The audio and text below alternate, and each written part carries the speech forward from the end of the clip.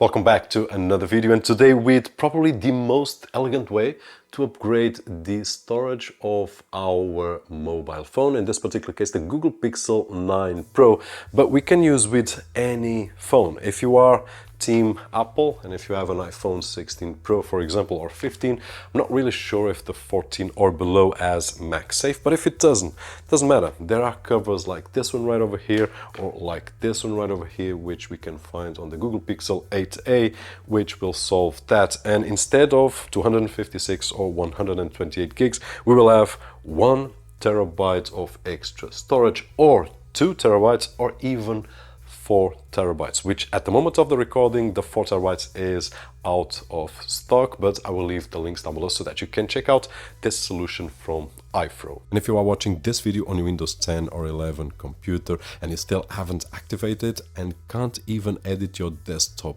icons, don't forget to check out CDKeysales.com, where we can find budget official OEM keys at an affordable price, and with the coupon code that you can see on screen and down below on the video description, it will get even cheaper. We are going to see the speed test in just a few moments, but I want to cover a few details regarding this kind of phone, the Google Pixel 9 Pro or 9, or even other phones that we need to pay just attention to a small details. In terms of the unboxing experience, inside the really small package we will find this really elegant and well-built SSD from iPhone.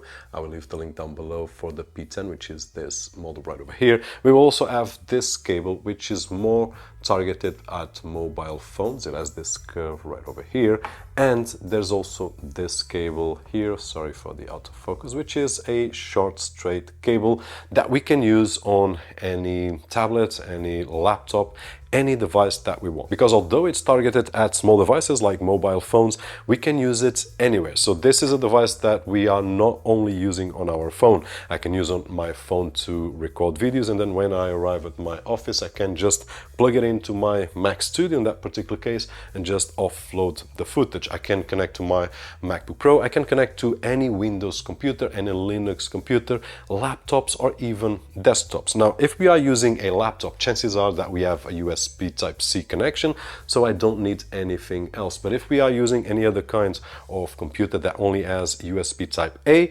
then we will need a cable with USB Type-C on one end and USB Type-A on the other end. Just be cautious on the cable specifications so that we don't lose the speed transfer that we can achieve with this SSD, which according to iPhone is up to 2000 megabytes per second, which we are going to check out, of course. If I want to connect this to my iPhone 16, I have to share this with you. When I was testing it for the first time, now we have the iPhone logo right over here, which is really cool, and then on the other side, really well built with a metallic enclosure here, and I thought, okay, this will be like this, and I thought, okay, my phone is broken, or this thing is broken. But accidentally, by the way, I did drop it on my phone, and dang, there we go. So it will be placed on the phone like this, which is actually nice.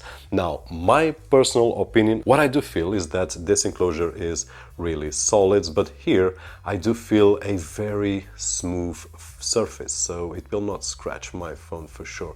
And the metal, although it's very smooth, I believe that there's a chance that it can scratch a phone. So in my personal opinion, once again, because iPhone might have any other reason, I believe that they did this so that we can put it on our phone and don't have the risk to scratch the surface. And if it's like that, then everything is cool. No logo here, just the SSD, which looks awesome. It's the smallest that we have seen, the fastest in terms of this format, and we have seen other solutions where we can buy the enclosure separate and then put the SSD there. Probably it will be a bit cheaper, but it will be also slower, at least for what we have tested. Google Pixel 9 Pro, which is a phone that doesn't have Magsafe. It has some magnetic, but it's not that much. So if I put it here, it will stay there. But I will need to be a bit careful. You can see that it's going down, and it's only holding because I've got the cable here. So if we are careful enough, I will be able to use it like this. But let me show you something else. So without the cable on the Google Pixel 9, if I put it here, it has the magnetic, but we can see that it will go until it loses completely the magnetism here. So the solution for this kind of phone is to get a cover similar to this one here. This one is for my iPhone 16 Pro, because if I don't have a cover, instead of lasting 1 or 2 years, it will last 2 months. But this is the solution. I've got the Google Pixel 8a here, so I just needed to put it, and that is it. Just to show you with the cable, which in my opinion looks a lot better, just need to put it like this, and bam, there we go. Google Pixel 8a with a awesome 1TB SSD. So I would suggest either one of two solutions for this kind of phone.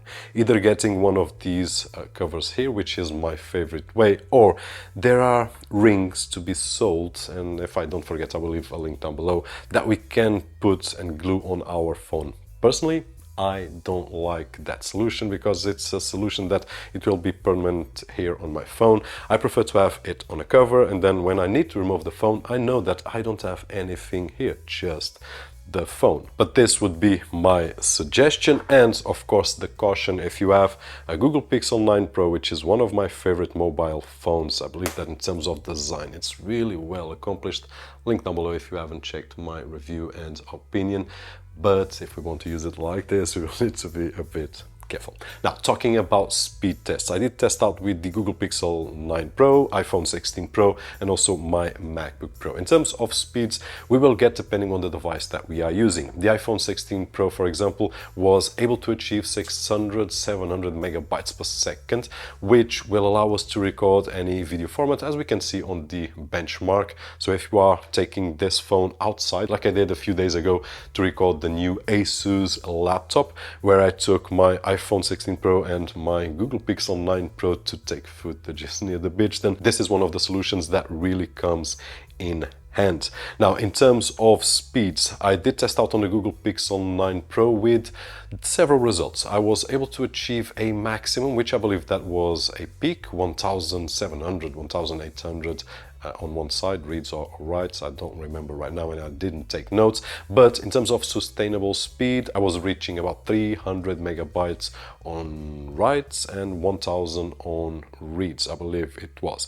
Now, taking it to the MacBook Pro, I did test it out, and we were able to achieve a maximum of 1600, 1700 megabytes per second on reads, and roughly 1000 megabytes per second on writes. So these were the results that I got. The speeds that we will need to record video are not close to the 2000. This will come really handy when I finish my day of footage and I filled up the 1TB SSD either on my iPhone 16 Pro or on my Google Pixel 9 Pro. And when I arrive, I will connect to that machine right over there, my Mac Studio, and I want to transfer fast the 1TB that I did record. And that's where it comes in handy to have a read and write speed, especially the read speed that we can grab files out of the SSD to our computer. In my opinion, this is the most elegant way of upgrading our phone that we have seen so far. Really well built with a great design. The price for 1TB, it's not that much if we take in consideration what it costs to have an external enclosure plus a internal SSD, which can be a bit cheaper as we have seen, but a bit or a lot slower than what we have right over here. That being said, hope that you enjoyed the video, and if you did so, don't forget that usual thumbs up right over there, which is really appreciated on this side of the screen. My name is Roberto, and as always, I'll see you on the next one.